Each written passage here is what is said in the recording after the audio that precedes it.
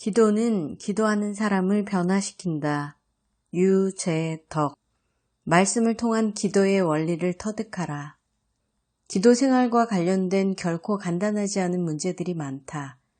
가령 얼마나 자주 혹은 얼마나 길게 할 것인가, 얼마나 체계적이고 논리적으로 할 것인가, 그리고 어떻게 아름다운 표현을 사용해서 기도할 것인가 등이다. 하지만 기도에 있어 무엇보다 중요한 문제는 하나님과의 관계이다. 즉, 우리가 기도할 때 그 내용이나 절차도 중요하지만 하나님과 어떤 관계를 유지하느냐가 보다 더 중요하다는 뜻이다. 따라서 우리는 기도를 통해 하나님과 어떤 관계를 맺어야 할 것인지에 관심을 가져야 한다.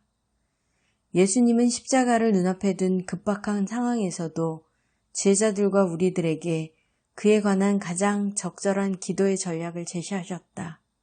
예수님의 기도 전략. 예수님은 제자들에게 자신 안에 거하는 것의 중요성을 거듭해서 말씀하셨다. 예수님은 다락방에 함께 모인 자리에서 그들 가운데 하나가 자신을 배반하는 것은 물론 결국에는 베드로까지 자신을 부인하게 될 것을 일러주시고 난 뒤에 이렇게 말씀한다. 내 안에 거하라. 나도 너희 안에 거하리라. 가지가 포도나무에 붙어있지 아니하면 절로 과실을 맺을 수 없음 같이 너희도 내 안에 있지 아니하면 그러하리라. 너희가 내 안에 거하고 내 말이 너희 안에 거하면 무엇이든지 원하는 대로 구하라. 그리하면 이루리라. 예수님은 이 대목에서 거하다라는 표현을 7차례나 거듭 사용하셨다. 직업적으로 글을 쓰는 사람이 아니더라도 같은 말이 거듭 사용될 때 그것이 무엇을 뜻하는지 즉시 간파할 수 있다. 이처럼 거하다라는 표현을 집중적으로 사용한 데는 강조의 뜻이 담겨 있다. 예수님은 제자들이 가지가 포도나무에 붙어 있듯이 말씀을 기억하며 그대로 실천하는 삶을 살기를 바라신 것이다. 포도나무를 관찰해 보면 예수님의 말씀이 얼마나 생생한 표현인지 알 수 있다.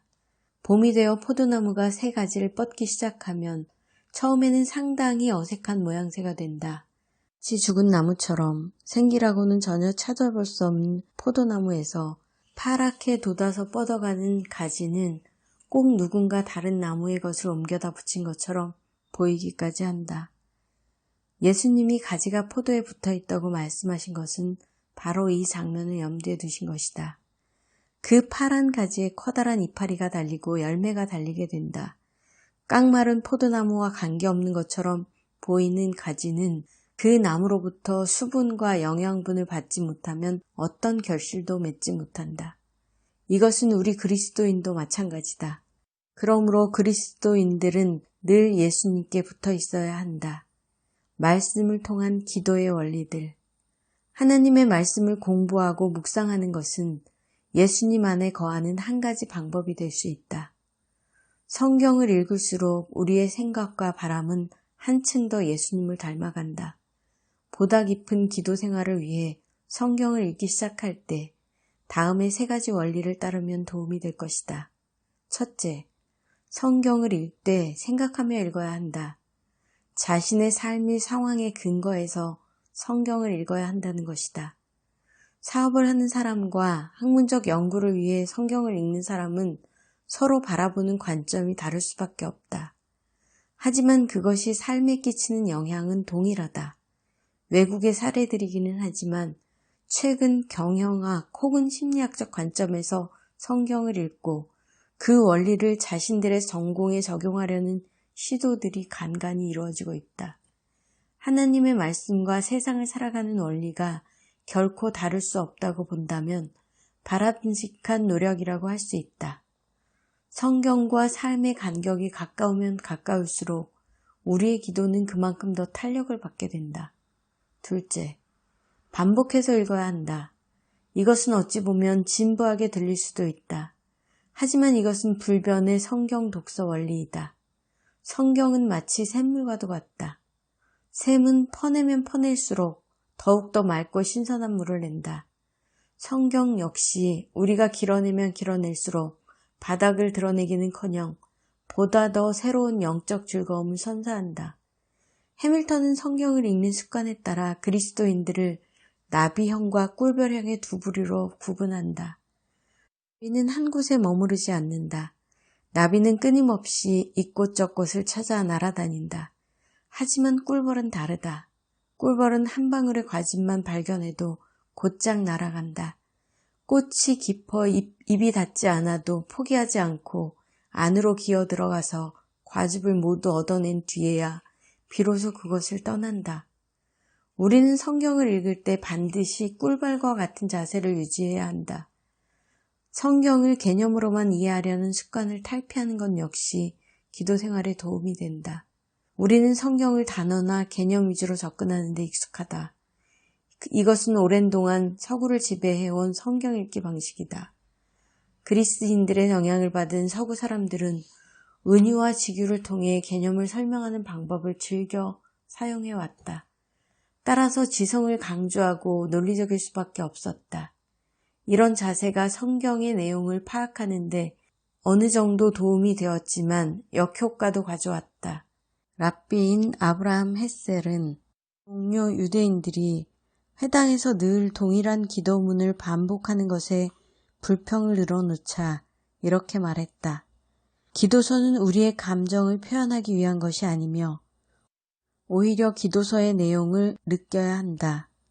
우리가 하나님의 말씀으로부터 영적 즐거움을 얻지 못하는 가장 큰 이유는 말씀 자체에 집중해서 그것을 느끼려고 하지 않기 때문이다.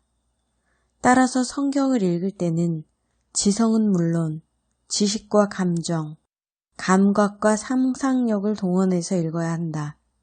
선교 사역을 하던 조이스 후겟이 지중해의 키프로스 섬에서 성경을 가르칠 때의 일이다. 그녀는 키프로스 주민을 상대로 복음을 전하다가 무엇인가 잘못되었다는 생각을 하게 되었다. 처음에는 흥미를 나타내다가 성경에 관한 개념을 제시하는 순간 관심도가 급격히 감소했기 때문이다.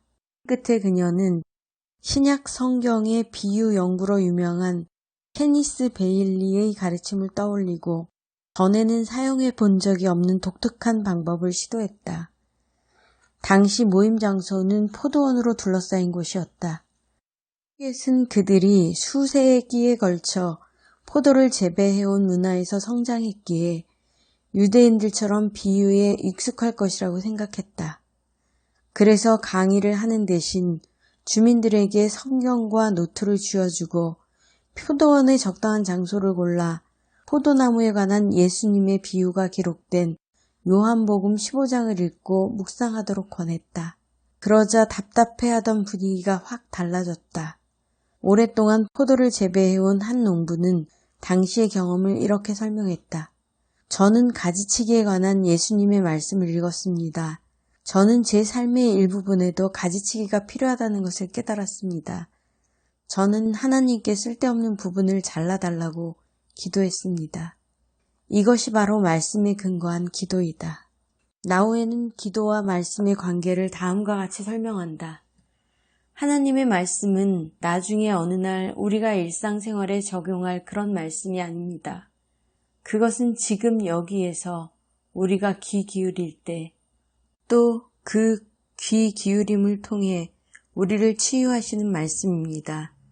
그러므로 우리는 이렇게 질문합니다. 말씀을 들을 때 하나님이 어떻게 나에게 오시는가?